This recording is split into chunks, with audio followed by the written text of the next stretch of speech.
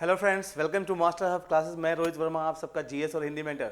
स्वागत, अभिनंदन दोस्तों। फटाफट एकदम तेजी के साथ आ जाएं और क्लास की लिंक को भी सबको शेयर करते हुए आ जाएगा दोस्त। और शुरू करते हैं आज की कहानी, जिसमें कि हम खत्म करेंगे संपूर्ण समास, कंप्लीट समास। इससे बाहर कुछ नहीं बेटा। क्लास थंबनेल भी देख रहे होंगे आप, है ना। इससे बाहर कुछ भी नहीं। और वास्तव में दोस्त, अगर मैं बताऊं, हिंदी की आज इस चैनल पे मैं थ्योरी और जो भी समझ लीजिए, हिंदी की पहली क्लास आपको मिल रही है एकदम धुआंधार तरीके से।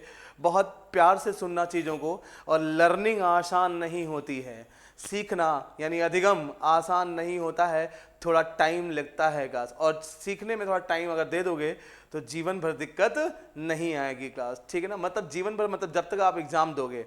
और मैं तो ये कहता हूँ अपनी हिंदी क्लास के लिए खासकर कि दोस्त, आप अपने बच्चों को भी पढ़ाओगे बहुत प्यार से। जैसे कि अगर आपने, है ना, मेरी क्लास को देखा, उसके बाद कॉन्सेप्ट दिमाग में बिल्डअप हुआ, फिर आप पढ़ाते रहोगे। और ये क्लास सारे सबके लिए इंपॉर्टेंट है, चाहे वो किसी भी एग्जाम को दे रहा हो class, UP PCS, state PCS, किसी भी स्टेट का पीसीएस एग्जाम, है ना, या यूपी ट्रिपल पेट देते हो आप, है ना, कहीं भी हिंदी आती है, सी टेट देते हैं, टेट देते हैं, वीडियो री एग्जाम है, नई वैकेंसी आने वाली यूपी ट्रिपल पेट, है ना, कहीं भी हिंदी आती है दोस्त। इससे बाहर कोई क्वेश्चन नहीं। जो टॉपिक खत्म करते चलेंगे, कहानी खत्म है उतने पे ही बेटा क्लास। तो बगैर कुछ लेट किए हुए शुरू कर लेते हैं, फटाफट तेजी के साथ आ जाएं। और आप सबको पता है आज की क्लास में जो मैं डिस्कस करने वाला हूं, कहीं ना कहीं वो समास का टॉपिक है। और समास के बिहाफ पे का जितनी भी चीजें आपको जाननी है, सारी बातें हम बहुत प्यार से लेकर चलेंगे बेटा। सारी बातें बहुत ही प्यार से लेकर चलेंगे, ठीक है ना। तो यहाँ पे कहानी जो चलेगी क्लास हमारी, है ना, 1 बाय 1 क्लास, कॉन्सेप्ट सारे मास्टर क्लास है बेटा, इससे बाहर कुछ भी नहीं का। तो शुरू कर लेते हैं बगैर कुछ लेट किए हुए कहानी को, है ना। कहानी को एक शुरू कर लेते हैं। तो आज का टॉपिक जो समास अगर स्टार्ट करें उसको हम, है ना, तो शुरू करें कहानी का समास की। हिंदी में कोई भी टॉपिक बेटा, हमें ऑफलाइन पढ़ाऊं चाहे ऑनलाइन, हिंदी में कोई भी टॉपिक पढ़ना स्टार्ट करें तो सबसे पहले हम बात करें दो चीजों पे का। पहली बात तो जो भी टॉपिक, जैसे आज हम समास पढ़ने जा रहे हैं बेटा, समास का सबसे पहले आपको बेसिक कॉन्सेप्ट पता होना चाहिए। आखिर समास ये भला क्या है, हिंदी में इसका प्रयोग किया है गास। मैं यहाँ शॉर्ट ट्रिक की बात करूंगा, सबकी बात करूंगा, लेकिन आपके दिमाग में फ्रेम भी सेट होना चाहिए, उसके हिसाब से भी बात करूंगा। थोड़ा टाइम लगेगा मेरी क्लास में, लेकिन दोस्त उसके बाद कहीं और टाइम देने की जरूरत नहीं है समाज पे। और किसी भी एग्जाम से में क्वेश्चन आए या किसी भी बुक से आप क्वेश्चन सॉल्व करिए, इससे बाहर नहीं बेटा क्लास। कॉन्सेप्ट एक, क्वेश्चन कहीं से करिए क्लास आप, ठीक है ना। तो शुरू करते हैं क्लास कहानी अपनी क्लास। अगर कहानी को स्टार्ट करें तो यहां पे जो मुझे लेके चलना है बेटा क्लास, है ना, वो समास के बारे में कहानी कहीं ना कहीं चलेगी। और समास को का स्टार्ट करूं मैं, तो हिंदी में कोई भी टॉपिक पढ़ना स्टार्ट करें, सबसे पहले उसको डिफाइन करना आना चाहिए क्लास बेटा। मतलब सबसे पहले उसकी डेफिनेशन आपको पता होनी चाहिए। और डेफिनेशन का मतलब मेरा कॉन्सेप्ट से होता है ना। कॉन्सेप्ट ये नहीं कि मैं डेफिनेशन लिखा दूं और आप रट लो काम हो गया ना। डेफिनेशन का मतलब कॉन्सेप्ट से होता है। तो अगर समास के डेफिनेशन की बात करूं तो हिंदी में हम कोई भी टॉपिक पढ़ाएं, उसको डेफिनेशन मतलब कॉन्सेप्ट आपको रिलेट करने से पहले एक चीज और बताना चाहूंगा मैं। हर टॉपिक को आप रेगुलर जुड़ोगे तो अपने आप समझ जाओगे कि पढ़ाने का पैटर्न क्या है हमारा। तो समास को अगर शुरू करें क्लास हम पहले, तो सबसे पहले उस शब्द का, है ना, जिस टॉपिक को भी हम पढ़ने जा रहे होते हैं, पहले उसका शाब्दिक अर्थ आपको पता होना चाहिए। तो अगर समास शब्द के शाब्दिक अर्थ को मैं बताऊं यहां पे बेटा, तो समास शब्द का शाब्दिक अर्थ होता है मेरे दोस्तों, समास शब्द का अगर शाब्दिक अर्थ बताऊं मैं आपको, है ना, तो समास शब्द का शाब्दिक अर्थ होता है मेरे दोस्तों का, जानते हो क्या, है ना, संक्षेपीकरण क्लास। क्या बेटा, संक्षेपीकरण। बहुत ध्यान सुनिएगा, है ना, बहुत ही ध्यान सुनना। समास शब्द का शाब्दिक अर्थ क्या होता है बेटा, संक्षेपीकरण। और संक्षेपीकरण की अगर मैं बात कास्ट करना चाहूं यहां पर आपसे, तो संक्षेपीकरण का कास्ट अगर मैं समझाना चाहूं कॉन्सेप्ट आपको, तो इसको देखिए, इसको अगर देखें तो इसको दो पार्ट में तोड़कर लिख सकते हैं बेटा आप लोग। इसको दो पार्ट में तोड़ के लिख सकते हैं। एक तो लिख सकते हैं बेटा संक्षेप, है ना, संक्षेप, और इसका दूसरा धन क्या, करण क्लास। मेरे अकॉर्डिंग चलिएगा बेटा क्लास, है ना, कहानी कहीं गड़बड़ नहीं होगी। संक्षेप का मतलब क्लास क्या, शॉर्ट में, है ना, छोटे रूप में। कर्ण का मतलब क्लास क्या बेटा? करना, मतलब छोटे रूप में करना। अब मुद्दा यह है, छोटे रूप में करना तो समझ में आ गया, संक्षेपीकरण का मतलब छोटे रूप में करना, लेकिन किसको छोटे रूप में करना? तो आइए अगर हम बात काश करें बेटा, तो आप पढ़ रहे हो समास काश, मतलब हम पढ़ा रहे हैं काश आपको कहीं ना कहीं हिंदी। और हिंदी बेटा अगर हम बात काश करें, ये अपने आप में क्या है? एक भाषा काश, ठीक है ना। हिंदी अपने आप में क्या है? एक और भाषा। और इस संसार में हिंदी नहीं किसी भी भाषा की शुरुआत, सुनिएगा ध्यान से, इस संसार में हिंदी नहीं किसी भी भाषा की शुरुआत होती है उसके अक्षरों से।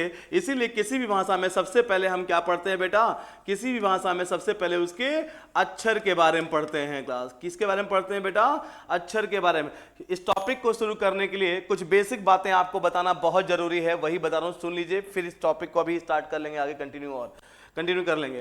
तो अगर मैं अक्षर की बात, भाषा की बात करूं, तो किसी भी भाषा की शुरुआत कहां से होती है बेटा? अक्षर से। और जब अक्षर, आपने पूर्व ज्ञान को यूज करिए, है ना, आपने पूर्व ज्ञान को यूज करिए, अक्षर से ही आपने किसी भाषा को सीखना शुरू किया था, चाहे इंग्लिश सीखी हो चाहे हिंदी सीखी हो आपने।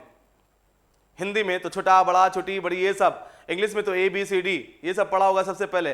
तो पहले लेटर्स, पहले आपने सब अक्षरों को पढ़ना सीखा होगा। जब अक्षर पढ़ना सीख गए तो आपको अक्षरों को जोड़ कर लिखाना सिखाया गया बेटा, तो निर्माण हुआ भाषा की एक और इकाई का, और उसी को हम क्या बोलते हैं? शब्द। और जब शब्द लिखना सीख गए तो हमें शब्दों को जोड़कर लिखना सिखाया गया, तो निर्माण हुआ भाषा की एक और इकाई का, है ना, और उसे क्या बोलते हैं बेटा? हम लोग वाक्य कहते हैं क्लास। और उसके बाद जब वाक्य लिखना सीख गए तो एक वाक्य, दो वाक्य, तीन वाक्य, बैक टू बैक वाक्य लिखते रहो, चाहे बोलते रहो, भाषा आपके नियंत्रण में, भाषा आपके अधीन हो गई, मतलब भाषा आपके कंट्रोल में आ गई क्लास, ठीक है ना। तो मतलब मोटा मोटा आपको किसी भी भाषा को पढ़ने से पहले, हिंदी पढ़ा रहे हैं तो हिंदी को पढ़ने से पहले इन तीन चीजों के बारे में थोड़ा बेसिक जानकारी होनी चाहिए, तभी मैं किसी टॉपिक को, है ना, स्टार्ट कर पाऊंगा पढ़ाना, चाहे वो समास हो, चाहे संधि हो, चाहे रस छंद अलंकार कुछ भी हो।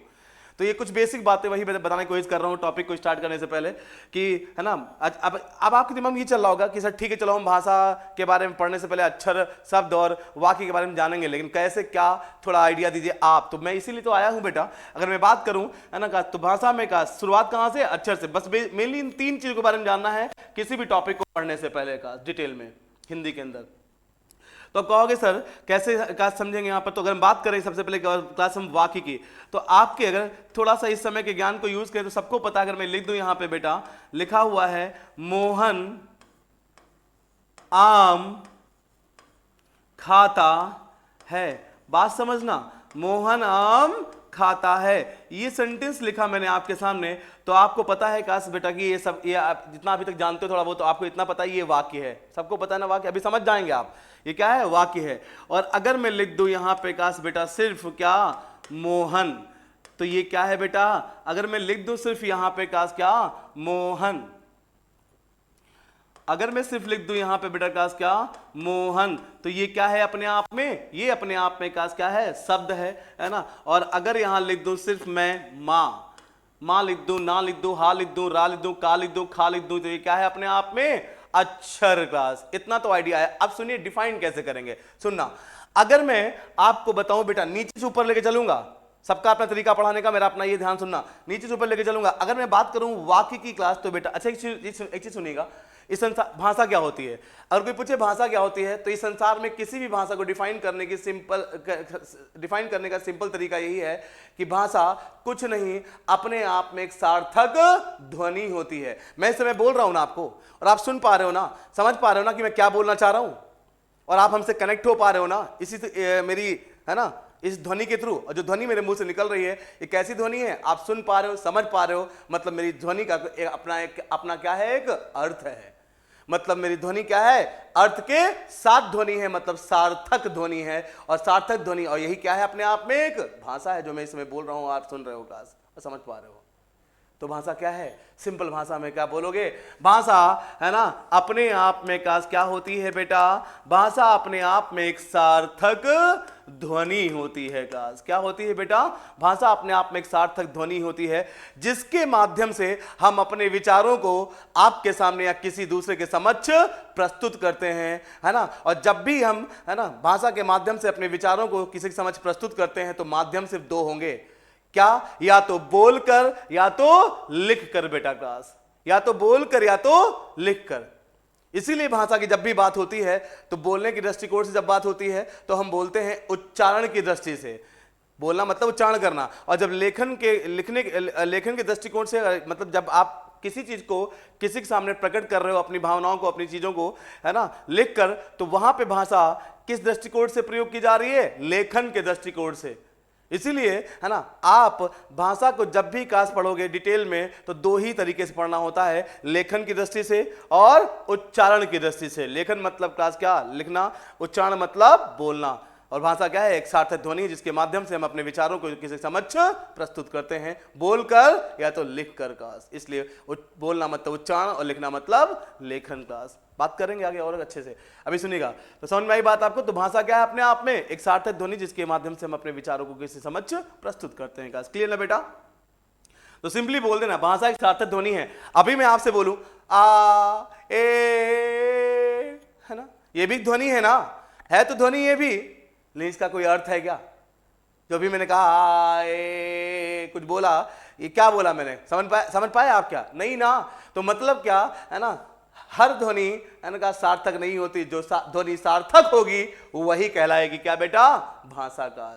तो भाषा सिंपल शब्दों में क्या है? अपने आप में एक सार्थक ध्वनि है। और इस संसार में किसी भी भाषा की शुरुआत कहाँ से होती है बेटा? अक्षरों से होती है क्लास। जैसे मैं आपको साइंस पढ़ाता हूँ, जिन्होंने ऑफलाइन क्लास की है, नहीं की है ना क्लास, तब भी कोई दिक्कत नहीं, जिन्होंने की उनको पता है, बाकी जो सब लोग सुनिए। जीवन की शुरुआत जब होती है, जब साइंस में बायोलॉजी हम पढ़ते हैं, जीव विज्ञान पढ़ते हैं, लाइफ साइंस जो भी आप बोलते हो, तो वहाँ पर बताया जाता है कि जीवन की शुरुआत जिस चीज़ से होती है उसको क्या कहते हैं हम? सेल, कोशिका। इसलिए जीवन की सबसे छोटी इकाई क्या कहलाती है? कोशिका बेटा, कहलाती है ना। ऐसे ही भाषा की शुरुआत कहां से होती है बेटा? अक्षर से। इसलिए भाषा की सबसे छोटी इकाई क्या होती है? अक्षर का। तो अक्षर की एक परिभाषा को तो किताबों में ये लिखी हुई है क्लास, है ना, क्या लिखोगे बेटा? अक्षर क्या है? भाषा की, क्या बोलोगे? भाषा की सबसे छोटी इकाई क्लास। भाषा की सबसे छोटी इकाई क्लास। एक तो बात ये हो गई, है ना, क्योंकि भाषा की शुरुआत कहां से होती है? अक्षर से। इसलिए भाषा की सबसे छोटी इकाई बोलोगे क्लास, आप इसको बोल दोगे ना, है ना। इसके अलावा सुनिएगा, इसकी एक और डेफिनेशन मैं आपको रिलेट कर रहा हूं, ध्यान सुनिएगा, है ना। कुछ बातें हैं जान लीजिएगा, उसके बाद मैं भी आ रहा हूं टॉपिक पे ही, ठीक है ना। तो भाषा की सबसे छोटी इकाई क्लास। इसके अलावा अगर हम बात क्लास करें, सुनना, अक्षर से क्या बनते हैं? शब्द। जैसे बायोलॉजी में पढ़ते हो, जी, है ना, सेल से क्या बनते हैं? कई सारी सेल्स मिलती हैं तो बनते हैं टिश्यू। ऐसे ही टिश्यू मतलब ऊतक। ऐसे ही अक्षर जब कई मिलते हैं तो बनते हैं क्या? शब्द। और आप देख लीजिए यहाँ पर मोहन लिखा हुआ है। मोहन क्या है? अपने आप में शब्द है, इतना जानते हो ना। और इस शब्द में क्या है? एक अक्षर, दो अक्षर, तीन अक्षर। मात्राओं पर ध्यान मत दीजिए, माँ, हा और ना, ये क्या है बेटा? तीन अक्षर ही तो है। अगर हम बात काश करें, यहाँ पे लिख दें आम, ये भी तो अपने आप में काश क्या है? एक शब्द ही तो है। बड़ा आ और मां, कितने अक्षर प्रयोग हुए हैं इस शब्द में? दो अक्षर। अगर मैं सिर्फ लिख दूं बड़ा आ, तो क्या ये अपने आप में शब्द है? ना, ये अपने आप में अक्षर है। तो मतलब कहने का मेरा ये है बेटा कि अगर शब्द का निर्माण करना है तो मिनिमम कितने अक्षर चाहिए? कम से कम दो अक्षर चाहिए। और दो से ऊपर एक अक्षर, दो अक्षर, तीन अक्षर भी होते हैं किसी शब्द में, चार अक्षर भी होते हैं, पांच अक्षर भी हो सकते हैं। सब जितना बड़ा होगा उतने ही अक्षर उसमें हो सकते हैं। मतलब समझ पा रहे हो ना? मतलब क्या? शब्द क्या है ना, भाषा की वो इकाई जिसका निर्माण दो या दो से अधिक अक्षरों से होता है। गास भाषा की उसी इकाई को हम क्या बोलते हैं? शब्द कहते हैं। लेकिन ध्यान दीजिएगा, अभी अधूरी है डेफिनेशन। क्यों? क्योंकि भाषा क्या है? अपने आप में एक सार्थक ध्वनि है ना बेटा। तो शब्द का क्या बोलोगे? कि भाषा की वो इकाई, है ना, जो दो या दो से अधिक अक्षरों से मिलकर बनी हो और जिसका अपना कोई अर्थ होता है। काश समझ में आई बात आपको? उसे क्या बोलते हैं बेटा? हम शब्द कहते हैं। बाकी शब्द के कई रूप होते हैं, कई, है ना, प्रकार होते हैं, कई भेद होते हैं, पढ़ेंगे आगे। अभी शब्द क्या, समझ में आई बात आपको? तो दो या दो से अधिक अक्षरों से मिलकर बनी भाषा की इकाई को हम क्या बोलते हैं? शब्द, जिसका अपना कोई अर्थ होता है। क्लास क्योंकि भाषा क्या है? सार्थक ध्वनि है। क्लास ऐसे ही अगर वाक्य पे आए बेटा, तो मतलब शब्द किससे बने होते हैं? अक्षरों से, दो या दो से अधिक। वाक्य पे आए तो वाक्य क्या है बेटा? यहां देखिए, ये वाक्य ना, इस वाक्य में देखिएगा क्या है? मोहन अपने आप में एक शब्द है, आम अपने आप में एक शब्द है, खाता अपने आप में एक शब्द है अपने आप में एक शब्द है। तो मतलब यहां देख पा रहे हो आप, एक दो तीन चार, चार शब्द हैं, है ना, 4 शब्द साथ में हैं, और जब 4 शब्द साथ में है भैया, यहां पर अगर देखा जाए तो ये क्या है, 4 शब्द हैं का साथ में, मतलब ये क्या है, शब्दों का, ये क्या है, शब्दों का समूह क्लास। क्या है बेटा, शब्दों का समूह क्लास, है कि नहीं है, ये शब्दों का समूह। क्यों, क्योंकि हिंदी भाषा में किसी भी चीज की अगर काउंटिंग कर रहे हो आप, अगर एक की काउंटिंग कर रहे हो तो वहां पे एक वचन होगा, वचन का मतलब गणना, काउंटिंग करना। अगर हिंदी में काउंटिंग एक की है तो एक वचन, एक से अधिक की काउंटिंग है, कोई भी चीज काउंट कर रहे हो आप, ये मार्कर काउंट कर रहे हो, हम अपने आप को काउंट कर रहे हो, ढेर सारे पीपल्स का, है ना, किसी की भी काउंटिंग कर रहे हो आप, अगर काउंटिंग एक की हो रही तो एक वचन, और एक से अधिक की काउंटिंग कर रहे हो तो बेटा हमेशा किस में जाएगा, बहुवचन में जाएगा। इसलिए हिंदी में आगे पढ़ाएंगे वचन 2 प्रकार के होते हैं, एक वचन और बहुवचन क्लास, ठीक है ना। तो यहां पे काउंटिंग किसकी हो रही है, शब्दों की, एक शब्द, 2 शब्द, 3 शब्द, 4 शब्द, तो ये क्या हो जाएगा बेटा, शब्दों का समूह ना, बहुवचन मतलब ग्रुप, समूह, तो ये किसका समूह है बेटा, शब्दों का समूह। क्या है ये अपने आप में, वाक्य। तो समझ में आ रहा है, वाक्य क्या होता है, शब्दों का समूह। और समूह की बात हम कब करते हैं, जब कोई चीज 2 या 2 से ज्यादा हो। और अगर हम आपको बताएं बेटा, यहां पे एक चीज और सुनिएगा, अगर मैं यहां पे एक चीज और बताऊं क्लास आपको, अगर एक चीज और बताऊं क्लास, सुनिएगा, मोहन आम खाता है, अगर लिखा मैंने ये लिख दिया, मान लो मोहन गया, बात समझना, अगर लिख दिया मैंने मोहन गया, तो ये भी तो वाक्य है, वाक्य तो ये भी है ना। बस क्या है बेटा, यहां पे एक शब्द 2 शब्द, ये वाक्य जो है ना, ये क्या है, 2 शब्दों से मिलकर बना है। अगर मैं सिर्फ मोहन लिख दूं, है ना, अगर सिर्फ मैं मोहन लिख दूं, अगर सिर्फ मैं मोहन लिख दूं बेटा, यहां पे क्या लिखा हुआ है, मोहन, तो क्या ये अपने आप में वाक्य है ना, शब्द है, वाक्य नहीं है। इसका मतलब वाक्य बनाने के लिए मिनिमम कितने शब्द चाहिए, 2, और 2 से ज्यादा भी शब्द वाक्य के अंदर हो सकते हैं। का जितना बड़ा वाक्य होगा उतने ज्यादा शब्दों का प्रयोग करना पड़ेगा। मतलब वाक्य क्या होता है, मिनिमम 2 ना, और 2 से अधिक कितने भी शब्द हो सकते हैं। तो मतलब वाक्य की परिभाषा क्या, 2 या 2 से अधिक शब्दों के से मिलकर भाषा की जिस इकाई का जन्म होता है ना, उसे ही हम वाक्य कहते हैं, और उसका भी अपना कोई अर्थ होता है, क्योंकि बात कर रहे हैं हम भाषा की, और भाषा क्या है, अपने आप में एक सार्थक ध्वनि बेटा। क्लियर, ठीक है ना। तो वाक्य की परिभाषा क्लास क्लियर, वाक्य क्या, 2 या 2 से अधिक शब्दों से मिलकर बनी भाषा की इकाई को हम क्या बोलते हैं, वाक्य कहते हैं, जिसका अपना कोई अर्थ होता है।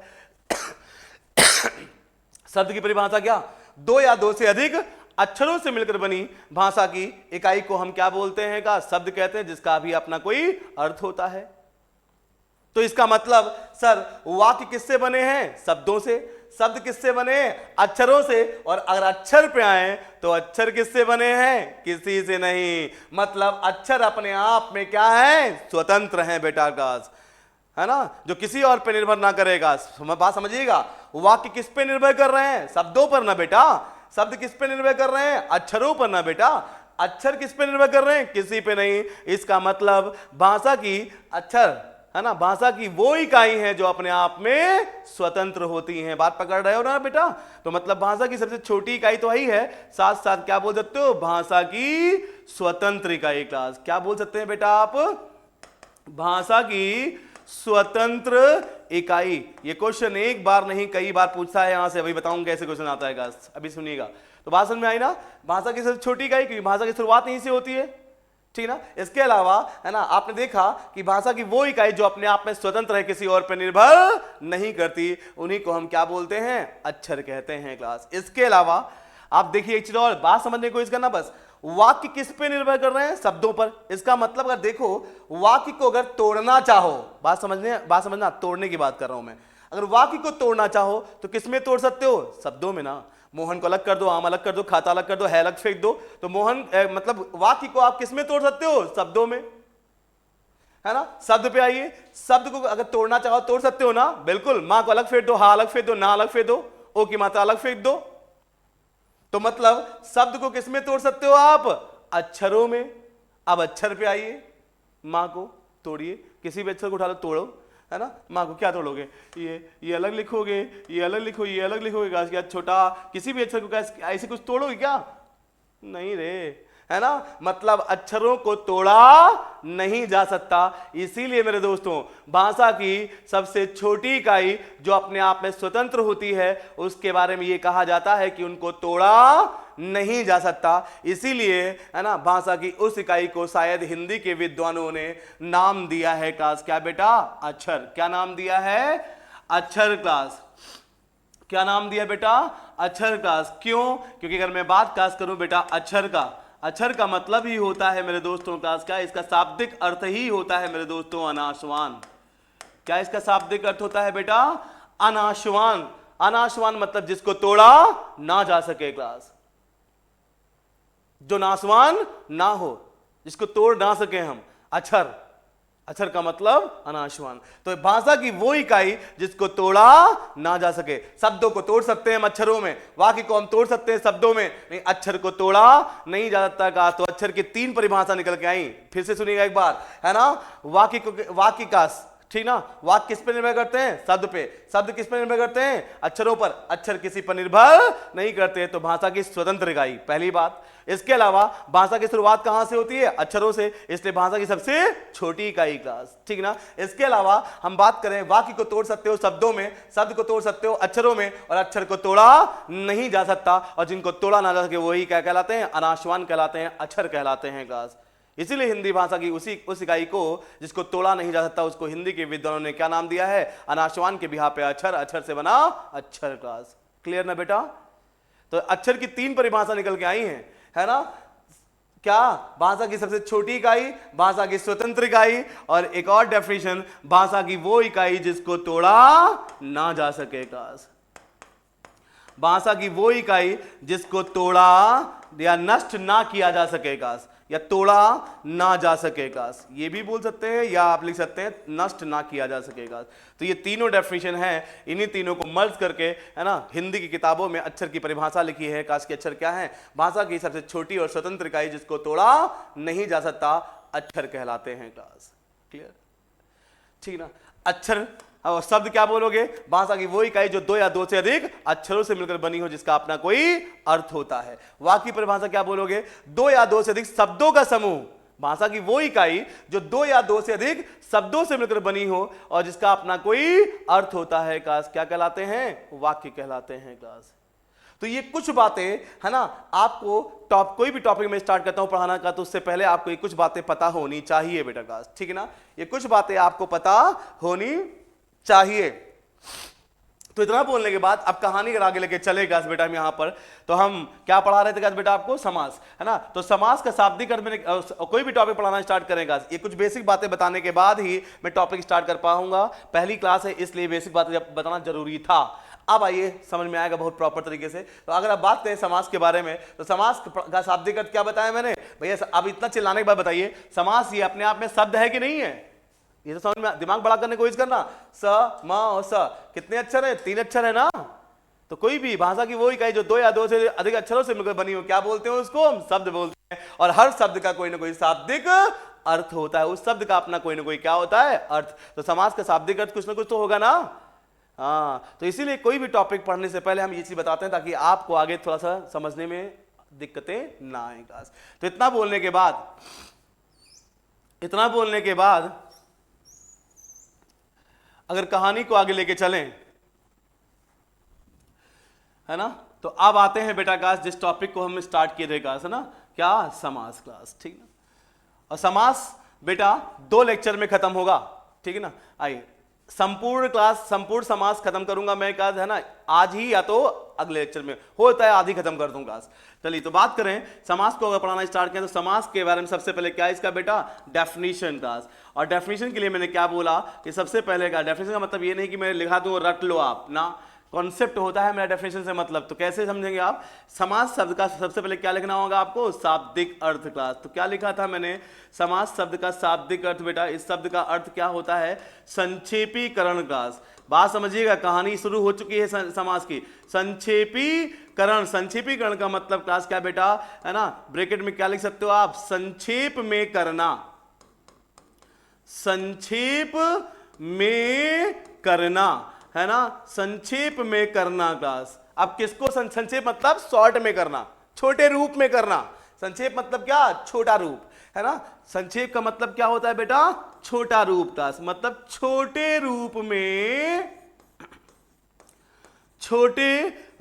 में करना का, यही ना बेटा, छोटे रूप में करना का। अब क्या छोटे रूप में करना? क्या पढ़ रहे हैं हम? भाषा पढ़ रहे हैं ना। हम पढ़ क्या रहे हैं बेटा? हिंदी पढ़ रहे हैं ना। हिंदी अपने आप में भाषा, हिंदी में ये टॉपिक पढ़ रहे हैं ना बेटा, है ना। तो क्या छोटे रूप में करना, तो भाषा में किसको छोटे रूप में करोगे? अभी मैंने बताया भाषा में 3 चीजें दिमाग में रखना, अक्षर, वहीं शुरुआत होती है, फिर शब्द और फिर वाक्य। वाक्य बनाना सीख गए, बोलना सीख गए, तो 1 वाक्य 2 वाक्य 3 वाक्य बोलते रहो, लिखते रहो, भाषा आपके कंट्रोल में का। तो बस 3 चीजें, शब्द, अक्षर, शब्द और वाक्य। तो बताइए, अगर हम संक्षेप में लिखने की कोशिश कर रहे हैं, छोटे रूप में करने की कोशिश कर रहे हैं यहाँ पे हम, है ना, ये शाब्दिक अर्थ क्या है? संक्षेप, छोटे रूप में करना। तो छोटे रूप में करना किसको? हिंदी भाषा के अंदर किसी को। और हिंदी भाषा में क्या? अक्षर या तो शब्द या तो वाक्य।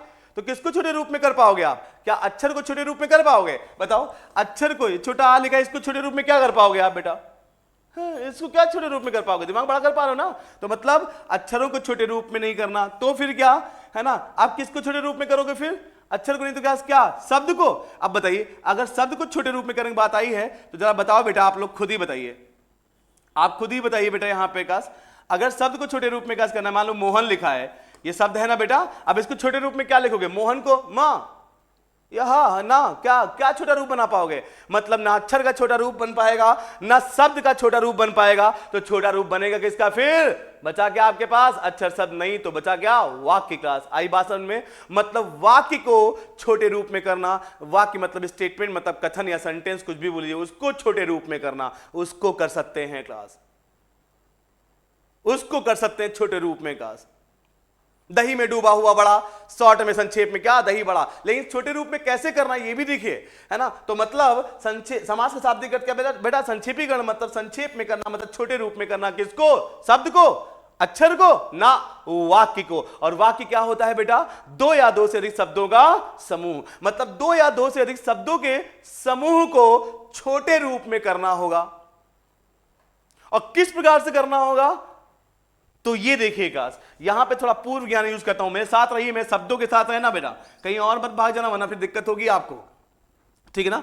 अगर मैं थोड़ा पूर्व ज्ञान को यूज करूंगा, ये बात समझ में आई ना आपको? अभी इतना बोला, अब थोड़ा पूर्व ज्ञान को यूज करूं। बचपन में आपने कभी ऐसा किया होगा गास, आपको 2 3 4 5 6 7 8 10 लाइन का एक, है ना, पैराग्राफ दिया गया होगा, गद्य या पद्य। याद करिए, बचपन में मैम ने दिया था, है ना गास, कविता के रूप में, कहानी के रूप में, एक बड़ा सा पैराग्राफ, एक पैसेज, है ना, मतलब एक बड़ा रूप दिया था गास आपको। क्या दिया था बेटा आपको? बड़ा रूप। और मैम ने क्या कहा था कि बेटा इसका संक्षिप्त विवरण कीजिए, इसकी संक्षिप्त व्याख्या कीजिए। तो कैसे करते थे हम लोग, याद है ना, 8-10 लाइन का पैराग्राफ, जब उसको हम, है ना, शॉर्ट में लिखते थे क्लास, किस में लिखते थे बेटा? ये क्या था? ये क्या है आपका? बड़ा रूप क्लास।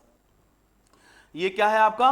बड़ा रूप क्लास, ठीक है ना, ये है आपका बड़ा रूप। और इसको किस में लिखना था क्लास आपको? छोटे रूप में ना। तो जब छोटे रूप में इसको लिखते थे ना, तो 8-10 लाइन का पैराग्राफ क्लास या पैसेज, है ना, कहानी के रूप में था चाहे कविता के रूप में, उसको आपने 2-3 लाइन में लिखा था। याद करिए, लिखा था ना, तभी आपने कहा था कि इस बड़े से पैराग्राफ को हमने संक्षिप्त रूप में लिख दिया, संक्षिप्त विवरण कर दिया। और संक्षिप्त में लिखना मतलब क्या? छोटे रूप में लिखना। लेकिन कैसे? सुनिएगा, छोटे रूप में लिखना किस प्रकार से लिखना कि उसको हम समास बोलें, ठीक है। तो वही मैं बोलने की कोशिश कर रहा हूं। तो बड़े रूप को आपने छोटे रूप में लिखा, तो क्या किया था? याद करिए अपनी बातों को। जब बड़े रूप को आपने इस तरीके से छोटे रूप में लिखा था, ये छोटा रूप निकल गया है ना, जब बड़े रूप को आपने छोटे रूप में लिखा था, तो क्या है बताइए, है ना, ये क्या था? ये बड़े रूप में क्या था? ढेर सारे पैसेज था ना, उसमें ढेर सारे क्या थे? वाक्य थे ना, शब्द थे ना ढेर सारे, और उनको आपने छोटे रूप में लिखा। तो आपने क्या किया था? जब ये छोटा रूप आपने बनाया था, तो इस छोटे रूप में, है ना, इस छोटे रूप में है ना, आपने क्या किया छोटा रूप बनाने के लिए? पहली बात, आपने उन्हीं शब्दों का प्रयोग किया था, आपने उन्हीं शब्दों का प्रयोग किया था, उन्हीं शब्दों का प्रयोग किया था, उन्हीं शब्दों का प्रयोग किया था जो बड़े रूप में आए थे। ऐसा नहीं कि आप अपने घर से कोई शब्द बटोर लाए और लाके आपने इस बड़े रूप का छोटा रूप कर दिया ना। इस छोटे रूप को बनाते समय आपके दिमाग में ये चल रहा था कि हम इसी बड़े रूप से जो हमको दिया था, है ना, उसी में से मोटे मोटे शब्द जो इंपॉर्टेंट शब्द थे उनको छांट कर उन्हीं से हमने इस बड़े रूप का छोटा रूप बनाया था, किया था ना बेटा। तो छोटा रूप बनाते वक्त एक चीज क्या की थी आपने, कि छोटे रूप में आपने उन्हीं शब्दों का प्रयोग किया था जो बड़े रूप में आए थे क्लास, जो बड़े रूप में क्या थे, आए थे क्लास। आई बात समझ में, पहली बात। दूसरी चीज क्या की थी बेटा, याद करिए, दूसरी चीज भी आपने कुछ की थी क्लास। क्या किया था आपने, है ना, आपने ये भी ध्यान रखा था कि जब इस बड़े रूप को छोटे रूप में लिखें, है ना, तो अर्थ का अनर्थ ना हो, अर्थ सेम हो। जो इस बड़े रूप का अर्थ था वही अर्थ इस छोटे रूप का होना चाहिए, अर्थ में कोई अंतर नहीं। क्या ऐसा किया था ना, क्या ऐसा किया था आपने, क्या कि बड़े रूप में का जो अर्थ था उसको छोटे रूप में जब लिखा तो इसमें छोटे रूप में कुछ आपने अपनी कहानी लिख दी हो, नहीं ना। आपने छोटे रूप में, है ना, ये ध्यान रखा था छोटे रूप में कन्वर्ट करते वक्त कि इस बड़े रूप का जो अर्थ था वही छोटे रूप का अर्थ होना चाहिए, अर्थ में कोई अंतर ना आए। इस तरीके से बड़े रूप को छोटे रूप में हमने लिखा था स्कूल लेवल पे, याद है ना, वही याद करा रहा हूं, वही ध्यान दिला रहा हूं आपको, आपके पूर्व ज्ञान को यूज करते हुए आपकी लर्निंग को एनहेंस करने की कोशिश कर रहा हूं। तो बड़े रूप को छोटे रूप में लिखते हुए दो बातें, एक तो इस छोटे रूप में आप उन्हीं शब्दों का प्रयोग करोगे जो बड़े रूप में आए हों, और दूसरा गास क्या बेटा कि आप ये भी देखोगे अर्थ में कोई अंतर, है ना हो क्लास, अर्थ में कोई अंतर ना हो। मतलब जो बड़े रूप का अर्थ था वही छोटे रूप का अर्थ होना चाहिए, भले ही यहां पे आपने कम शब्दों में बोल दिया है इस बड़ी चीज को, लेकिन अर्थ में कोई अंतर नहीं होना चाहिए क्लास। बात पकड़ में आ रही है। जैसे एग्जाम्पल दूं, यही तो था, है ना, जब इस तरीके, यही तो किया था, जब इस तरीके से आपने बड़े रूप को छोटे रूप में कन्वर्ट किया, कि आपने कैसे ध्यान रखा कि बड़े रूप को छोटे रूप में कन्वर्ट करते समय क्या, कि छोटे रूप में उन्हीं शब्दों का प्रयोग करना है जो बड़े रूप में आए हों। आप अपने तरफ से कोई शब्द नहीं प्रयोग कर दोगे, तो जो बड़े रूप में आए होंगे वही शब्द आपको उठा के ना छोटा रूप बनाना है उसका। तो छोटे रूप में, है ना, छोटे रूप में उन्हीं शब्दों का प्रयोग करना है जो बड़े रूप में आए हों, पहली कंडीशन।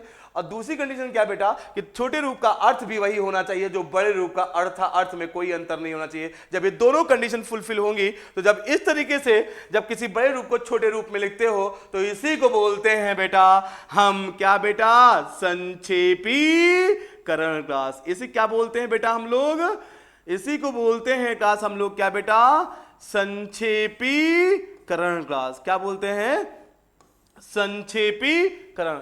मतलब बड़े रूप को छोटे रूप में लिख दिया क्लास आपने, बड़े रूप को आपने छोटे रूप में लिख दिया क्लास, ठीक है ना, लिख दिया ना, किस तरीके से, है ना, कि अर्थ में कोई अंतर नहीं आया, और छोटे रूप में आपने उन्हीं शब्दों का प्रयोग किया है जो बड़े रूप में आए थे क्लास।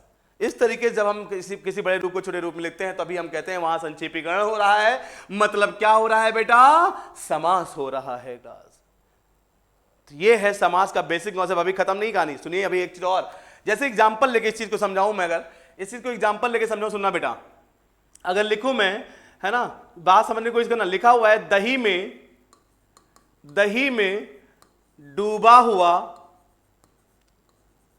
में डूबा हुआ बड़ा ग्लास। ये लिखा हुआ है ना बेटा आपके सामने, ये लिखा हुआ है ना, दही में डूबा हुआ बड़ा। और संक्षेपीकरण का मतलब क्या, संक्षेप में करना। किसको संक्षेप में करना, भाषा में किसी को, किसको, अक्षर को, शब्द को या तो वाक्य को। तो अक्षर संक्षेप में छोटे रूप में क्या कर पाओगे, शब्द को छोटे रूप में, रोहित मेरा नाम है, रोहित एक शब्द है, इसको छोटे रूप में क्या कर पाओगे आप, तो मतलब छोटे रूप में किसको करोगे, वाक्य को। वाक्य क्या, दो या दो से अधिक शब्दों का समूह ना, मतलब बड़ा रूप ना। देखिए ये है बड़ा रूप क्लास, है ना बेटा। दही में डूबा हुआ बड़ा, एक शब्द, दो शब्द, तीन शब्द, चार शब्द, पांच शब्द। तो ये क्या है बेटा, ये है आपका क्लास कहीं ना कहीं एक तरीके से क्या, बड़ा रूप क्लास, है ना। और इस बड़े रूप को किस में कन्वर्ट करना है, छोटे रूप में कन्वर्ट करना है क्लास, कन्वर्ट करना है ना। और जब छोटे रूप में कन्वर्ट करिए तो इस प्रकार से कन्वर्ट करिए कि, है ना, जो छोटा रूप निकल के आए उस छोटे रूप में क्लास, जब इसको छोटे रूप में इस प्रकार से कन्वर्ट कर रहे हैं कि छोटे रूप में वही शब्द आए हों जो इस बड़े रूप में, वही शब्द प्रयोग करें आप जो इस बड़े रूप में आए हों। और दूसरा अर्थ में कोई अंतर ना आना चाहिए। तो यहां तो कॉमन सेंस काम करता है। बेटा दही में डूबा हुआ बड़ा, सबको पता है हम क्लास क्या लिखेंगे यहां पे, दही बड़ा घास, इतना तो सबको पता है। ये एग्जांपल लेके मैं बस बात कर रहा हूं, अभी रूल्स पे आऊंगा, है ना। तो दही बड़ा, तो मतलब दही में डूबा हुआ बड़ा, जब इसको संक्षेप में लिखा तो क्या लिखा आपने, दही बड़ा। ये कॉमन सेंस है ना। अब देखिए अप्लाई कर दो यही चीज जो मैंने समझाई आपको। देखिए क्या है, दही में डूबा हुआ बड़ा क्या है, बड़ा रूप है, और दही बड़ा घास क्या है, ये छोटा रूप है। तो बड़े रूप को, है ना, आपने बेटा, है ना, आपने बड़े रूप को, आपने काश बेटा बड़े रूप को छोटे रूप में कन्वर्ट कर दिया ना। और जब बड़े रूप को छोटे रूप में कन्वर्ट किया, देखिए देखिए काश क्या किया आपने, है ना, इस छोटे रूप में उन्हीं शब्दों का प्रयोग किया है जो इस बड़े रूप में आए थे। देखो दही और बड़ा आए थे इस बड़े रूप में, दही और बड़ा दोनों शब्द, तो दोनों शब्द आपने कहा इस दही बड़ा शब्द में प्रयोग किए हैं, करे किए ना, दही और बड़ा किए ना। तो बड़े रूप को छोटे रूप में लिखते वक्त आपने ध्यान रखा कि छोटे रूप में उन्हीं शब्दों का प्रयोग करना है जो बड़े रूप में आए हों। पहली कंडीशन फुलफिल। दूसरी कंडीशन क्या बेटा, कि जो इस बड़े रूप का अर्थ था वही छोटे रूप का अर्थ होना चाहिए, अर्थ में कोई अंतर नहीं आना चाहिए। तो यहां पे अर्थ में कोई अंतर है, दही में डूबा हुआ बड़ा मतलब दही बड़ा, या दही बड़ा मतलब दही में डूबा हुआ बड़ा। कोई बात पकड़ पा रहे ना बेटा, दिमाग बड़ा करिए, बच्चे नहीं हो। तो मतलब क्या बेटा, है ना, कि यहां पे अर्थ में कोई अंतर नहीं हुआ, और आपने बड़े रूप को छोटे रूप में लिख भी दिया। और छोटे रूप को लिखते वक्त आपने ये भी किया कि छोटे रूप में आपने उन्हीं शब्दों का प्रयोग किया जो बड़े रूप में आए थे, आपने अपनी तरफ से कोई शब्द नहीं जोड़ा वहां पर। आई बात समझ में। जब इस तरीके से बड़े रूप को छोटे रूप में लिखते हैं तब हम कहते हैं वहां पे हुआ संक्षेपीकरण, तब हम कहते हैं वहां पे क्या हुआ, समास हुआ। बेटा क्लास पकड़ में आई बात आपको, है ना। मतलब क्या, है ना, क्या हो रहा है ना, ये एक शब्द, दो शब्द, तीन शब्द, चार शब्द, पांच शब्द, ये क्या है, शब्दों का समूह। शब्दों का समूह मतलब क्या, एक तरीके से शब्दों का समूह मतलब क्लास क्या बेटा, एक तरीके से वाक्य ना। बात पकड़ना, ये बेसिक कॉन्सेप्ट पूरे समाज को समझने के लिए क्या जरूरी है ना। तो शब्दों का समूह मतलब क्या, वाक्य ना। तो क्या किया आपने, दो या दो से अधिक शब्दों के समूह को जब हम संक्षेप में लिखते हैं, वो भी किस प्रकार कि छोटे रूप में उन्हीं शब्दों का प्रयोग किया जाए जो बड़े रूप में आए हो। इसके अलावा छोटे रूप का अर्थ भी वही हो जो बड़े रूप का अर्थ हो, अर्थ में कोई अंतर ना हो। जब इस प्रकार से बड़े रूप को छोटे रूप में लिखते हैं तो हम कहते हैं वहां संक्षेपीकरण हुआ है, मतलब क्या हुआ है, समास हुआ है। क्लियर ना। तो क्या बोलोगे आप, है ना, परिभाषा जो किताबों में लिखी, क्या लिखी, यही लिखी जो मैं समझाई, क्या, दो या दो से अधिक शब्दों के समूह को संक्षेप में लिखना ही समास कहलाता है। क्लास दो या दो से अधिक शब्दों के समूह को संक्षेप में लिखना ही क्या कहलाता है, समास। लेकिन संक्षेप करते वक्त, छोटे रूप में लिखते वक्त आपको दो बातें ध्यान रखनी होंगी हमेशा, कि छोटे रूप में आप उन्हीं शब्दों का प्रयोग करेंगे जो बड़े रूप में आए हों, और छोटे रूप का अर्थ वही होना चाहिए जो बड़े रूप का हो, अर्थ में कोई अंतर ना हो। इस प्रकार से अगर आप किसी बड़े रूप को छोटे रूप में लिखते हो तो हम कहते हैं वहां हो रहा है संक्षेपीकरण, मतलब हो रहा है क्या बेटा, समास। तो परिभाषा लिख सकते हैं, आई रिपीट वंस अगेन, दो या दो से अधिक, बोर्ड तरफ देखिएगा, दो या दो से अधिक शब्दों के समूह को संक्षेप में लिखना ही क्या कहलाता है, समास कहलाता है। आई बात समझ में। अब आगे बढ़ाएगा, अब देखिए अभी लिखना नहीं का, सुनिएगा।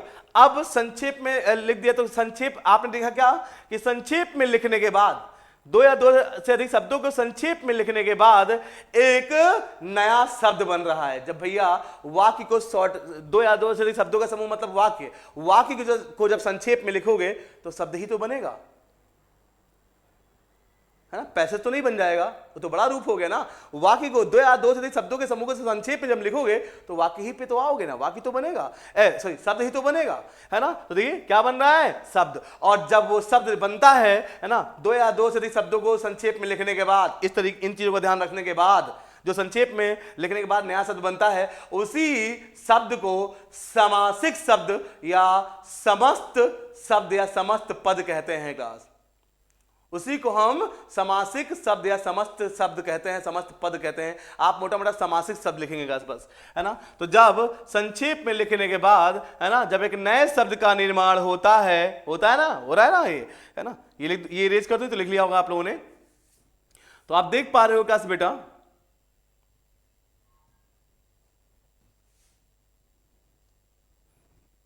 आप देख पा रहे हैं यहां पे गास, है ना,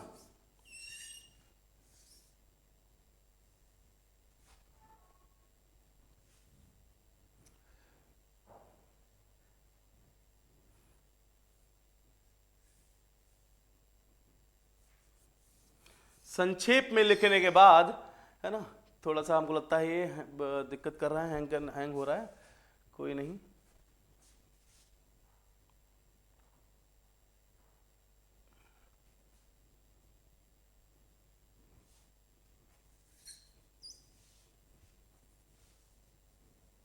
चलिए, तो आपने देखा यहां पे कि संक्षेप में लिखने के बाद क्या हुआ, ये क्या है बेटा, ये क्या है, एक नए शब्द का निर्माण हुआ। आकाश ये क्या है, ये क्या बना, एक नए शब्द का निर्माण हुआ ना, एक नए शब्द का निर्माण हुआ, ठीक है ना, एक नए शब्द का निर्माण हुआ। और ये जो नहीं नया शब्द बनता है ना बेटा, इसी नए शब्द को हम समासिक शब्द कहते हैं। ध्यान सुनिएगा, क्या बोलते हैं, समासिक शब्द कहते हैं बेटा। और इस समासिक शब्द को कभी ध्यान से देखना, है ना, कन्फर्म है बेटा। अगर संक्षेप में लिखा है, दो या दो से अधिक शब्दों के समूह को संक्षेप में लिखा है, तो एक नए शब्द का निर्माण होगा। और उस नए शब्द को ध्यान से देखना, मतलब जिसको आप समासिक शब्द कहते हो, उस समासिक शब्द को ध्यान से देखना, उसमें दो छोटे छोटे शब्द होंगे जिनको शब्द ना बोल के पद कहते हैं। आप दो छोटे शब्द ही बोलो, कोई दिक्कत नहीं। तो उस समासिक शब्द में दो छोटे छोटे शब्द होंगे, या उनको आप पद कह दी, कोई समस्या नहीं है ना। आप यही देख लो, जो एग्जांपल लिया था उसमें देख लो, दही बड़ा में दो छोटे छोटे शब्द हैं, है ना, दही और बड़ा। काश तो इसमें मतलब किसी भी समासिक शब्द में, है ना, कंफर्म है, अगर समास हुआ है, मतलब संक्षेपीकरण हुआ है, मतलब दो या दो से अधिक शब्दों के समूह को संक्षेप में लिखा गया है ना काश, उन चीजों का ध्यान रखते हुए, क्या जब छोटे रूप में लिखें किसी बड़े रूप को, दो या दो से अधिक शब्दों के समूह को, तो छोटे रूप में उन्हीं शब्दों का प्रयोग किया जाए जो बड़े रूप में आए हों, और छोटे रूप का अर्थ वही हो जो बड़े रूप का अर्थ है, अर्थ में कोई अंतर ना हो। जब इन चीजों को ध्यान रखते हुए बड़े रूप को छोटे रूप में लिखते हैं, तो 100% हम कहते हैं वहां संक्षेपीकरण, मतलब समास हुआ है। और समास होगा अगर, तो कंफर्म है बेटा, एक नए शब्द का ही निर्माण होगा, मतलब उस शब्द को ही हम समासिक शब्द कहते हैं। और उसमें दो छोटे छोटे शब्द होंगे, जिसमें पहला शब्द होगा उसको पूर्व पद, और बाद वाले को उत्तर पद कहते हैं। और इन्हीं पूर्व पद और उत्तर पद को लेकर मैं कुछ ट्रिक्स या कुछ रूल्स बताऊंगा मैं आपको,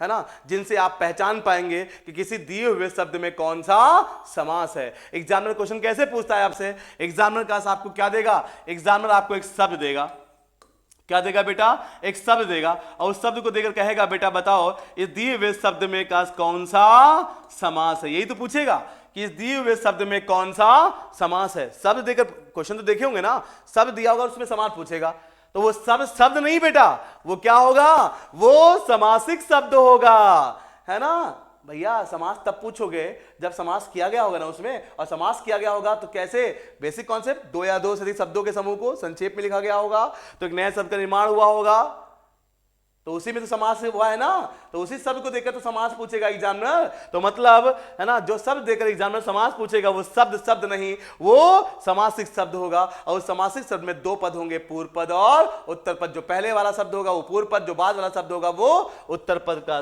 जैसे यही दही बड़ा में पूर्व पद क्या होगा, दही, उत्तर पद क्या होगा, बड़ा का। समझ में आई बात आपको। और इन्हीं को पकड़ के मैं कुछ ट्रिक्स बताऊंगा अभी, और आप 5 जितने भी आपके समास है सारे समास पहचाना सीख जाओगे।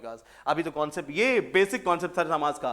तो मतलब समासिक शब्द में दो पद होते हैं, एक होता है काश बेटा क्या, एक होता है आपका पूर्व पद, एक होता है काश बेटा आपका पूर्व पद, और दूसरा काश क्या है आपका उत्तर पद। क्लास एक है पूर्व पद, दूसरा है काश क्या आपका उत्तर पद। क्लास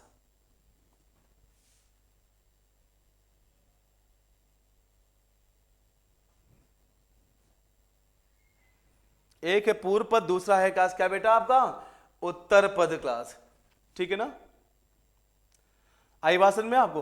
तो कोई भी है, अगर बेटा, है ना, अगर क्लास आपने, है ना, समास का बेसिक कॉन्सेप्ट सीख लिया, तो इसके अलावा अगर हम बात क्लास करें आगे कहानी में कोई दिक्कत नहीं है। तो अगर लिखना चाहो तो क्या लिख सकते हो आप क्या लिख सकते हैं बेटा। आज हमारा बोर्ड तो कुछ गड़बड़ कर रहा है, कुछ ना कुछ गड़बड़ कर रहा है बोर्ड में, कोई नहीं, है ना। तो आपने क्या देखा, है ना काश, कि जो शब्द निकल के आएगा जिसमें एग्जामिनर आपसे क्या पूछेगा कि उस शब्द में समास पहचानिए। क्या पहचानिए बेटा, समास पहचानिए। इसका मतलब वो शब्द नहीं, वो क्या होगा, समासिक शब्द होगा। काश क्या होगा बेटा, समासिक शब्द होगा, है ना। और समासिक शब्द में क्या होंगे, दो पद होंगे। एक पहले जो होगा उसको क्या बोलेंगे, पूर्व पद बोलेंगे, और जो बाद में होगा उसको क्या बोलेंगे, उत्तर पद बोलेंगे, है ना। और इन्हीं पूर्व पद और उत्तर पद को लेकर मैं कुछ ट्रिक्स बताऊंगा जिससे आपके सारे समास, है ना, जो भी होगा आइडेंटिफाई कर लेंगे आप क्लास, ठीक है ना। तो क्या लिखोगे, परिभाषा कि दो या दो से अधिक शब्दों के समूह को संक्षेप में लिखना ही क्या कहलाता है, समास कहलाता है। और समास संक्षेपीकरण करते समय दो बातों का ध्यान रखना है। कौन सी दो बातें आपको पता है, ठीक है ना। मतलब छोटे रूप में वही शब्दों का प्रयोग करना है जो बड़े रूप में आए हो, छोटे रूप का अर्थ वही हो जो बड़े रूप का हो, बड़े रूप का अर्थ है, अर्थ में कोई अंतर ना हो। इस प्रकार से जब बड़े रूप को छोटे रूप में लिखते हैं तो हम क्या बोलते हैं, वहां संक्षेपीकरण हो रहा है, मतलब समास हो रहा है। और समास होने के बाद 100% एक नए शब्द का निर्माण होता है, उसी को हम समासित शब्द कहते हैं। और समासित शब्द में दो पद होते हैं, पूर्व पद और उत्तर पद। और उन्हीं को लेकर अब हम हमारी आगे की जर्नी शुरू होगी और समास पहचानना हम आपको सिखाएंगे। तो ये था समास का बेसिक कॉन्सेप्ट। तो आपने बेसिक कॉन्सेप्ट जो सीखा उसके अकॉर्डिंग आपके दिमाग में ये चीज भी सेट हुई होगी कि समास का आखिर हिंदी भाषा में क्या रोल है हिंदी भाषा में समास का, क्या बताओगे आप, है ना। कि भैया बड़ी बात को कम शब्दों में कह देना ये भाषा को और प्रभावी बना देगा मेरे दोस्त। किसी बात को बड़ा करके बोलना, बताना बार बार, है ना, वो अच्छा नहीं है ना। बड़ी बात को कम शब्दों में कह देना वो ज्यादा प्रभावी होता है। मतलब कहने का ये है, भाषा को प्रभावी बनाने के लिए ही कहीं ना कहीं हिंदी के विद्वानों ने समास को इंट्रोड्यूस किया ताकि बड़ी बात को कम शब्दों में कहा जा सके। क्लियर है बेटा। जितने भी कॉन्सेप्ट पढ़ोगे आप क्लास यहाँ हिंदी में, है ना, सारे कॉन्सेप्ट जो बनाए गए, इंट्रोड्यूस किए गए भाषा में, वो कहीं ना कहीं भाषा को प्रभावी बनाने के लिए क्लास। बस बेसिक कॉन्सेप्ट कुछ रहा होगा किसी का कुछ रहा होगा। समास क्या है, बड़ी बात को कम शब्दों में कहने के लिए, ठीक है ना, जिससे कि हमारी भाषा क्या हो सके, प्रभावी क्लास, ठीक है ना। चलिए आगे बढ़े क्लास। तो नेक्स्ट है बेटा क्लास कहानी। ये था बेसिक कॉन्सेप्ट, पेन पेपर लेके बैठना, है ना, एक ही बार पढ़ना होगा, बार बार नहीं क्लास। आगे अब समास की जब कहानी खत्म हो गई, मतलब समास का बेसिक कॉन्सेप्ट क्लास क्लियर, तो हिंदी में दो चीजें चलती हैं क्लास। कोई भी टॉपिक पढ़िए उसको डिफाइन करना सबसे पहले आना चाहिए, मतलब उसकी डेफिनेशन, मतलब उसका कॉन्सेप्ट। डेफिनेशन मैंने लिखा ही नहीं, समझाई है, और उसके बाद डेफिनेशन बोली भी है और आप लिख भी लेंगे, ठीक है ना। तो डेफिनेशन क्लास मतलब कॉन्सेप्ट क्लियर हो गया। अब कॉन्सेप्ट जब क्लियर हो जाए तो आगे कहानी अगर बढ़ती है उस पर्टिकुलर टॉपिक में, जो भी टॉपिक हम पढ़ रहे हो, तो उसमें हम बात करते हैं अगर उसके भेद होते हैं तो। किसकी बात होती है नेक्स्ट, अगर उसके भेद होते हैं तो उसके भेदों की बात करते हैं। और समास के भेद होते हैं बेटा, तो कई बार हिंदी में क्वेश्चन भेदों से आता है कि बताइए समास के भेद कितने भेद होते हैं, संज्ञा कितने भेद, सर्वनाम कितने भेद, लिंग कितने प्रकार के, वचन कितने प्रकार के, है ना, रस कितने प्रकार के, छंद कितने प्रकार के होते हैं। भेदों से क्वेश्चन आता है बच्चों वाला क्लास, ठीक ना। तो आइए, है ना, कहानी शुरू कर लें का समास के भेदों की क्लास। तो अगर समास के भेदों की बात क्लास करें तो इसमें ज्यादा पेन नहीं चलाऊंगा, जो मैं समझाया वही लिखा हुआ है यहाँ पे बोर्ड पे, देख सकते हैं क्लास आप लोग। जो मैं समझाया अभी समास का बेसिक कॉन्सेप्ट वही लिख दिया है। पीडीएफ, है ना, आपको डिस्क्रिप्शन बॉक्स में मिल जाएगी। आइए बात करते हैं बेटा समास के भेद की क्लास। तो अगर समास के भेदों की बात क्लास करें तो समास के बेटा मुख्यतया, है ना क्लास, अगर हम बात करें, यहां ध्यान सुनना मेरी बात को, मेरी बात को यहां पे ध्यान सुनिएगा, वरना गड़बड़ क्लास करके आओगे एग्जाम में। क्या चीज सर, बात यह है बेटा कि अगर समास के भेदों की बात की जाए, है ना, तो समास के भेदों की क्लास की अगर बात की जाए तो कई बुक्स में क्लास आपको 3 मिलेगा, और कई बुक्स में क्या मिलेगा आपको, है ना क्लास, कई बुक्स में क्लास मिलेगा आपको क्लास क्या, सॉरी,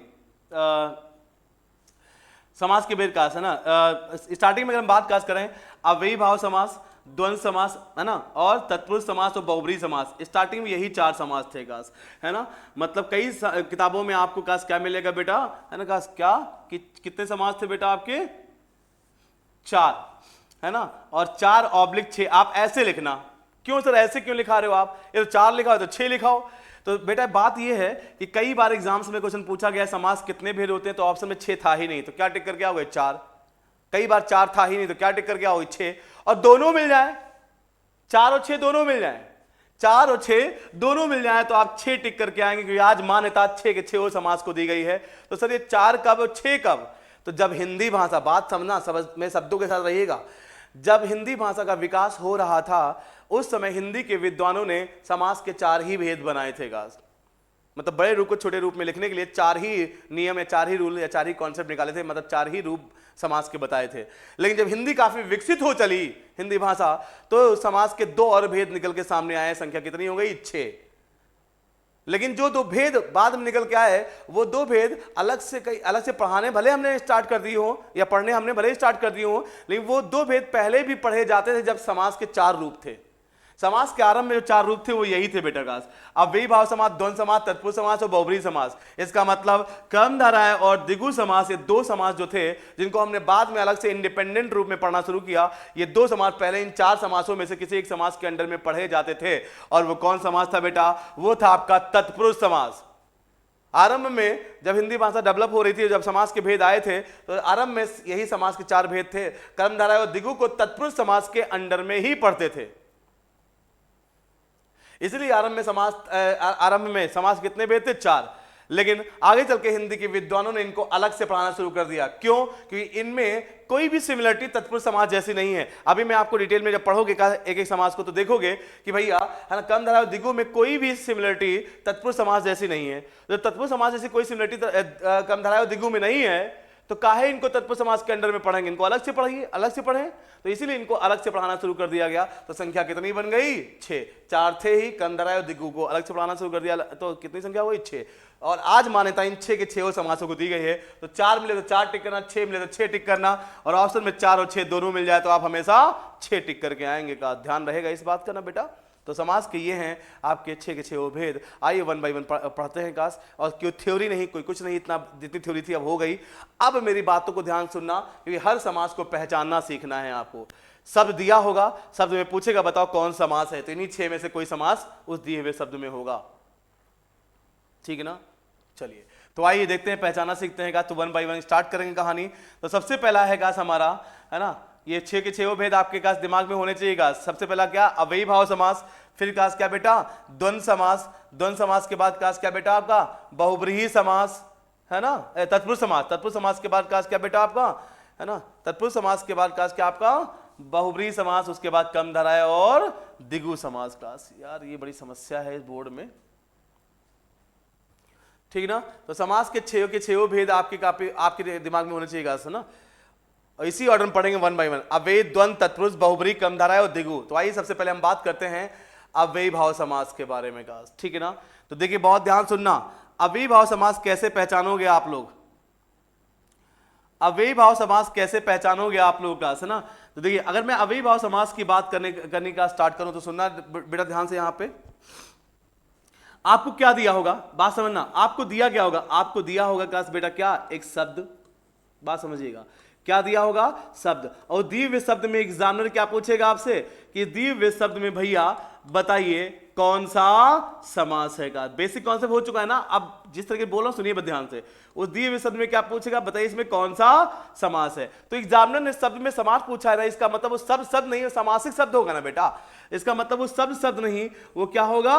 समासिक शब्द होगा। बहुत ध्यान सुनिएगा। और इसकी अव्ययी भाव समास की जो मैं ट्रिक या रूल बता रहा हूं, ये ट्रिक या रूल जो भी समझ लो आप, ट्रिक समझ लो इसको, चाहे रूल समझ लो, चाहे कॉन्सेप्ट समझ लो, जो भी समझना चाहे आप समझ लीजिए, है ना। जो भी मैं पढ़ा रहा हूं यहाँ पे, ये ट्रिक है या रूल है, कॉन्सेप्ट है का, जो भी आप लिखना चाहो लिख सकते हो। तो क्या दिया हुआ? शब्द दिया हुआ, उसमें समास पूछेगा। तो इसका मतलब वो शब्द नहीं, क्या है बेटा?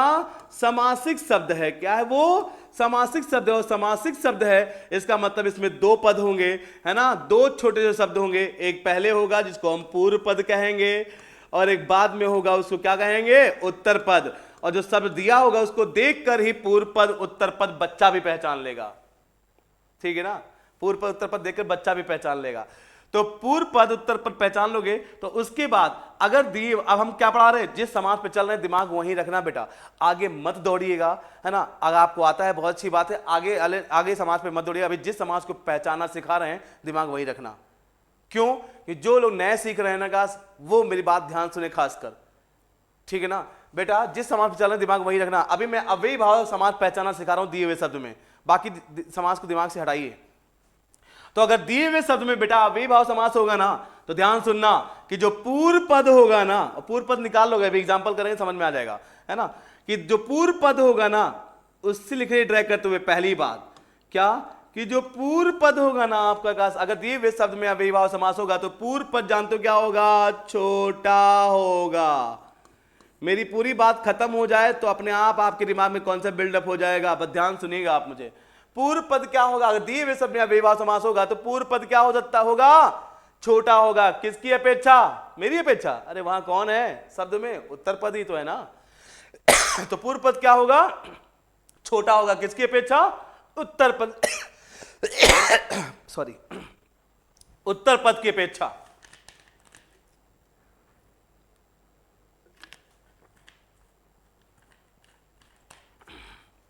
पूर्व पद क्या होगा बेटा, छोटा होगा, उत्तर पद की अपेक्षा। उठा के ठोक देना। अभी किसी और समाज नहीं चला रहा है दिमाग, इस समाज को पहचाना सिखा रहे हैं। तो पूर्व पद छोटा मिल जाए, उत्तर पद की अपेक्षा उठा के ठोक दो कि वहां पे क्या है, हाँ वहां पे अव्ययी भाव समास है। अगर मैं एग्जाम्पल लिखूं बेटा, यहां पे आपको समझाऊं, सुनिएगा बेटा ध्यान से। एग्जाम्पल लिखूं, अगर लिख दिया, मान लो मैंने आपके सामने, है ना, अगर लिख दिया मैंने, कहा मान लीजिए लिखा हुआ है कहा ना यहां पर आमरण। क्या लिखा हुआ है बेटा, आमरण लिखा हुआ है। और आमरण अगर लिखूंगा तो अगर इस पहले बात इस शब्द दिया, इस शब्द में एग्जामिनर ने क्या पूछा, पहचानिए समास कौन सा है। अव्ययी भाव समास पहचाना सिखा रहे हैं, वही उसी दिमाग रखना। तो इसमें अव्ययी भाव समास पहचाना है कि नहीं, ये पहचानना है। तो देखा आपने, शब्द है, इसका मतलब समासिक शब्द है, समास पूछ रहा है तो पूर्व पद उत्तर पद होगा। पूर्व पद उत्तर पद बच्चा भी निकाल लेगा। आ क्या है, पूर्व पद, और मरण क्या है, उत्तर पद का। दिए हुए शब्द में पूर्व पद उत्तर पद तो बच्चा भी निकाल लेगा का, ठीक है ना। तो आ क्या है, पूर्व पद। और आपने देखा यहां पर कि जो पूर्व पद है ना बेटा, वो उत्तर पद से क्या है, छोटा है, आ। और मरण में कितने अक्षर हैं, 1 2 3, मा रा और ड़ा, 3 अक्षर हैं। मात्रा काउंट न करिए, अक्षर काउंट करिए। यहां पे 1 अक्षर, यहां पे 3 अक्षर का। तो देख पा रहे हो कि पूर्व पद उत्तर पद में क्लास क्या है रिलेशन। पूर्व पद जो है वो उत्तर पद की अपेक्षा क्लास क्या है बेटा, क्या है, पूर्व पद उत्तर पद की अपेक्षा क्लास क्या है, छोटा है। तो जैसे आपको ये चीज दिख जाए, उठा के ठोक दो। क्या ठोकोगे कि भैया यहां पे काश कौन समास है, अव्ययी भाव समास है। काश पूर्व पद का उत्तर पद की अपेक्षा छोटा मिल जाए तो अव्ययी भाव समास है। लेकिन ध्यान दीजिएगा, ध्यान देना क्या कि बेटा काश होता क्या है, कभी कभी पूर्व पद उत्तर पद की अपेक्षा छोटा नहीं होता है। कैसा होता है फिर सर, बराबर हो जाता है। और बड़े की कंडीशन ही नहीं, यहां पर पूर्व पद उत्तर पद से बड़े की कंडीशन ही नहीं है। पूर्व पद उत्तर पद से छोटा होगा या तो पूर्व पद उत्तर पद के बराबर होगा, दो ही कंडीशन बस होंगी। तो जब 90% केस में अगर दिए हुए शब्द में, है ना, अव्ययी भाव समास होगा तो पूर्व पद उत्तर पद की अपेक्षा छोटा ही मिलेगा। तो 10% में क्या करेंगे सर, 10% में क्या करेंगे, तो 10% में सीन क्या है, उसके लिए ही आपको दूसरी बात ध्यान देनी पड़ती है। क्या कि 90% केस में ट्रिक काम कर जाती है। जो मैं बता, इस रूल के अंदर जो ये पहली बार बता रहा हूं, 90% केस में ट्रिक काम कर जाती है, लेकिन 10% केस में ट्रिक फेल हो जाती है। मतलब पूर्व पद उत्तर पद की अपेक्षा छोटा नहीं होगा तो क्या होगा, बराबर होगा। क्योंकि बड़े का कोई सवाल, बड़े का कोई कॉन्सेप्ट नहीं है यहां पर, ठीक है ना।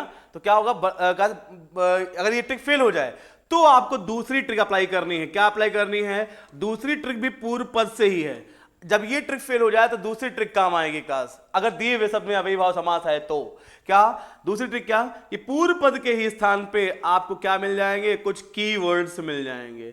क्या मिल जाएंगे, पूर्व पद के स्थान पे कुछ कीवर्ड्स मिल जाएंगे। ये कीवर्ड दिमाग में रखना है ना। ये कीवर्ड का क्या है, इसमें है अगर हम बात करें, आ है कीवर्ड, भर है कीवर्ड, प्रति है कीवर्ड, अनु है कीवर्ड, उप है कीवर्ड, है ना, निर है कीवर्ड, रा नीचे हलंत है, निर है, बे है कीवर्ड का। समझ में आ रही बात आपको, है ना। ये हैं कुछ आपके ऐसे, और हाँ एक और शब्द यथा, बस। इतने शब्द ध्यान रखिए बेटा आप लोग जो मैंने कीवर्ड के रूप में बताए हैं। और इन सारे शब्दों को आगे पढ़ेंगे जब हम पढ़ाएंगे आपको उपसर्ग और प्रत्यय, वहां पे बात करेंगे अव्यय शब्दों की, क्या होते हैं अव्यय शब्द, बात करेंगे तो आप समझोगे इनके बारे में। अभी बस ये सारे जो हैं अव्यय शब्द हैं, इसीलिए समास का नाम अव्ययी भाव समास है। क्या होते हैं अव्यय शब्द, आगे पढ़ेंगे, अभी उस पर ध्यान मत दो। अभी बस देखिए, पूर्व पद के स्थान पर अगर ये कीवर्ड मिल जाए, 1 2 3 4 5 6 7 8, बस 7 8, ये 8 कीवर्ड दिमाग में रखना। अगर पूर्व पद के स्थान पे मिल जाए सोचने की जरूरत नहीं, उठा के ठोक दो, वहां पे क्या है बेटा, अव्ययी भाव समास का। समझ में आई बात? अब सुनिएगा, जैसे ये लिखा हुआ है आमरण, पूर्व पद क्या है, आ, अरे पूर्व पद मिल गया क्या, आ, उठा के ठोक दो, सोचना ही नहीं का, अव्ययी भाव समास। प्रतिदिन में कौन समास, पूर्व पद क्या है, प्रति, उत्तर पद क्या है, दिन, पूर्व पद के स्थान पे प्रति मिल गया, एक कीवर्ड पूर्व पद के स्थान पे मिल गया, उठा के ठोक दो, यहां पे कौन समास, अव्ययी भाव समास। अनुकूल में कौन समास, पूर्व पद के स्थान पे क्या मिल गया, अनु मिल गया, का उत्तर पद देखने की जरूरत नहीं, उठा के ठोक दो, यहां पे कौन समास, अव्ययी भाव समास। अगर मैं लिखूं यहां पे बेटा प्रतिकार में कौन समास, बताओ, इतना चिल्लाने के बाद, अरे सर पूर्व पद प्रति, उठा के ठोक दो, कौन समास, अव्ययी भाव समास। अगर कोई पूछे आपका काश बताइए, काश यहां पर लिखा हुआ है बेखबर, बेखबर में कौन समास, अरे सर पूर्व पद के स्थान पे क्या है, बे, उत्तर पद क्या है, खबर, है ना, पूर्व पद के स्थान पे बे मिल गया, उठा के ठोक दो, वहां पे कौन समास बेटा, अव्ययी भाव समास का। कोई पूछे बताओ सर यथाशक्ति में कौन समास का, यथाशक्ति में कौन समास, अरे सर पूर्व पद के स्थान पे क्या है, यथा, उठा के ठोक दो, वहां पे कौन समास, अव्ययी भाव समास। कोई पूछे आपसे कि बताइए, है ना, निर्विवाद में का, कोई पूछे आपसे निर्विवाद में कौन समास, तो क्या बताओगे, निर्विवाद में स्टार्टिंग में क्या है, ये देखो, ये क्या है, ये रा है, आधा रा हलंत के साथ, ठीक ना, आगे नी, तो क्या है यहां पे आगे स्टार्टिंग में निर, ये है, निर्विवाद में आगे क्या है, निर है, उठा के ठोक दो, यहां पे कौन समास, अव्ययी भाव समास। समझ में आई बात आपको, है ना। तो अगर पूर्व पद उत्तर पद की अपेक्षा छोटा ना मिले, कभी कभी देखो प्रतिदिन में, देखो बेटा प्रतिदिन में प्रति, है ना, पूर्व पद, दिन, उत्तर पद, अगर अक्षरों की बात करें तो पूर्व पद में भी 2 अक्षर, उत्तर पद में भी 2 अक्षर, तो पूर्व पद उत्तर पद बराबर है ना, लेकिन फिर भी यहां पे कौन समास है, अव्ययी भाव समास। तो तब आपकी दूसरी ट्रिक काम आ जाएगी, ये कीवर्ड वाली का। जब पहली ट्रिक फेल हो रही होगी, पूर्व पद छोटा है उत्तर पद की अपेक्षा, ये ट्रिक फेल हो रही होगी, और अगर दिए हुए शब्द में अव्ययी भाव समास होगा तो दूसरी ट्रिक काम आ जाएगी का। और कभी कभी क्या सर कर रहे हो, अब क्या कर रहे हो सर, कभी कभी दूसरी ट्रिक भी फेल हो जाती है और दिए हुए शब्द में अव्ययी भाव समास ही होता है, तो क्या करेंगे सर, तो ये बस तीसरी ट्रिक है जो काम आएगी, है ना। इसके अलावा हम बात करेंगे, वो तीसरी ट्रिक भी फेल हो जाए तो समझ जाना फिर कि दिए हुए शब्द में अव्ययी भाव समास नहीं है क्लास, ठीक है ना। दिए हुए शब्द में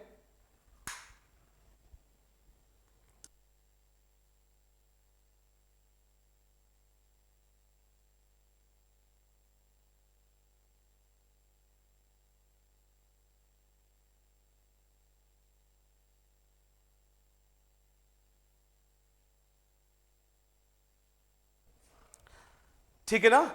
तो अगर, है ना, जब कभी ये दूसरी ट्रिक भी फेल हो जाए और दिए हुए शब्द में अव्ययी भाव समास होता है, तब क्या करेंगे, तो तीसरी ट्रिक काम आएगी।